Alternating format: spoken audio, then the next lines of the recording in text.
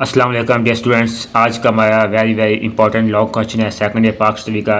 1973 के आइन के तहत पाकिस्तान में अदलिया का करार नहीं, अदलिया का क्या रोल होगा 1973 के आइन में, वो आज हमने डिस्कस करना है। ठीक है, सो हम स्टार्ट करते हैं। हुकूमत का तीसरा अहम शुबा अदलिया है। अदलो इंसाफ का हसूल इंसान की अहम तरीन ज़रूरत और फितरी ख्वाहिश है।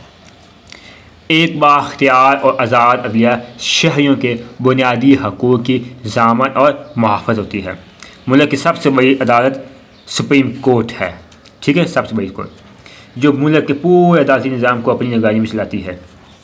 इसके मुतअद्दिद सूबों की बड़ी अदालतें हैं जो हाई कोर्ट्स।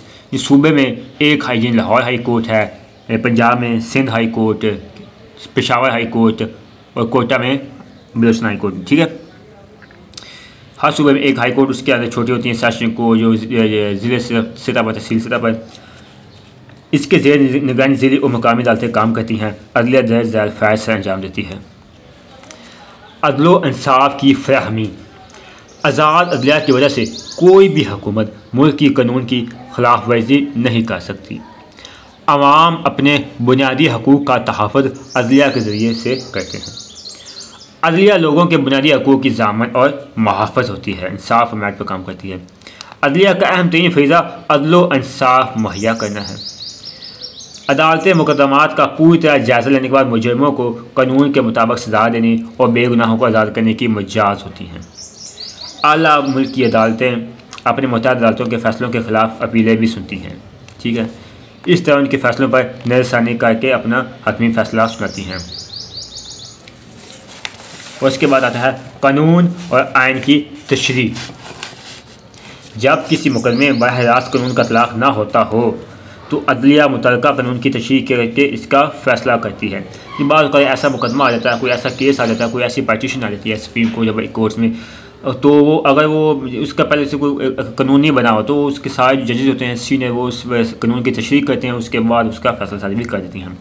इस तरह जज साहब ऐसे मिसालें प्रेसिडेंट्स कायम करते हैं जो बाद के मुकदमात का फ़ैसला करते वक्त जजों के सामने रहती हैं और मुल्क की कानून की तसव्वुर होने लगती है। बाद औक़ात ऐसा भी होता है कि किसी और कंट्री का भी हवाला ऐसा कोई केस आ जाता है कि मुल्क में पहले ऐसा कोई केस ना आया हो। ठीक है, तो फिर जजेस साहब बैठते हैं तो ऐसे बाद औक़ात किसी और मुल्क का भी हवाला देते हैं कि बांग्लादेश में ऐसा हुआ, अमेरिका में ऐसी नौयत का केस आया तो जजेस साहिबान ने इस तरह का उसका फ़ैसला दिया था, किसी और कंट्री में ऐसा भी हो जाता है। वफाकी तर्ज़ हुकूमत मुल्क की आइन मरकज़ी और सूबाई हुकूमतें के इख्तियारात की वाज़ह निशानदेही करता है। अगर इन दोनों हुकूमतों के दरमियान इख्तियारात की तकसीम पर झगड़ा हो जाए तो मुल्क की आला अदालत को फ़ैसला करने का इख्तियार होता है जो आखिरी फ़ैसला समझा जाता है। अब आगे है कंसल्टिव फंक्शन, मशावरती फ़राइज़। बाद औक़ात सरबराह मुमलिकत को किसी अहम कानूनी नक्ते की वज़ाहत के लिए अदालत उज़्मा से मशवरा तलब करना पड़ता है और फिर वो इस मशवरे की रोशनी में ज़रूरी इक़दामात करता है। अगरचे इंतज़ामिया अदलिया के मशवरे की पाबंद नहीं होती लेकिन अमूमन उस मशवरे को नज़रअंदाज भी नहीं करती। अदालती नज़रसानी जुडिशल रिव्यूज़। जिन रियासतों में तहरीरी दस्तूर नाफिज़ अमल है वो मुकन्ना के मंजूर करदा कवानीन पर नज़रसानी का अख्तियार सुप्रीम कोर्ट को हासिल होता है।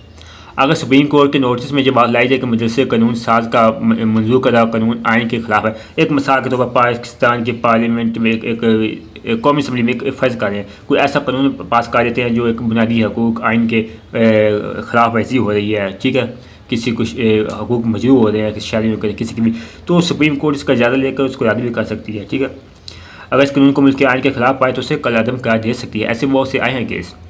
इस अमल को अदलिया की नज़रसानी कहते हैं। अमेरिका और कई दूसरे ममालिक को कि आला अदलिया को जो इख्तियारात हासिल है तो कोई पेटिशन हो जाती है, कोई एक रेजोल्यूशन पास हो जाता है। ठीक है, तो बाद औक़ात तो सुप्रीम कोर्ट में लेकर भी चलते हैं। ठीक है, लेकिन सुप्रीम कोर्ट का जायज़ा लेकर उसको कल अदम लगाए कल अदम भी कर सकती है, जिनमें कह सकती है ठीक है नहीं। आज का हमारा टॉपिक कंप्लीट हुआ।